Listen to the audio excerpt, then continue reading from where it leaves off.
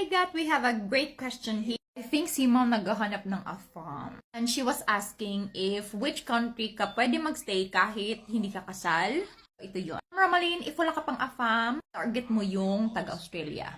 I'm not sure, okay, with others, but I mean, I know there are cases that are denied, but for me, I don't have any denied applications for Australia. As long naman din that you're qualified, okay? Once you're gonna get subclass 600, my clients, all of them, they were able to stay there for 1 year. And some of them are applying for another visa for them to be able to stay there. So, ganon. If wala pa kayong AFAM, target nyo din na mag-move to other country. Hanap kayo ng mababait din na AFAM ha. Tapos yung mga mapagmahal. Tapos, kung mga taga saan, piliin nyo yung taga-Australia, taga-Schengen countries, para makapasyat-pasyat kayo kahit saan dyan. For Schengen lang, they have more standard. At, ayun nga, depende nga din sa ipapasa nyo. You will be qualified for that.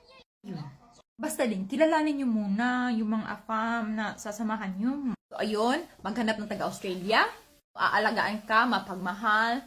Tapos, ayun. For me naman, I'm in Norway. Hindi kami kasal. Tagal lang kami magkarelasyon. Tapos, ayun nga, bawal na daw ako mag-apply kasi kasal ako. Pero di pa, oh, andito na ako. Ilang years na, hindi na ako umuwi.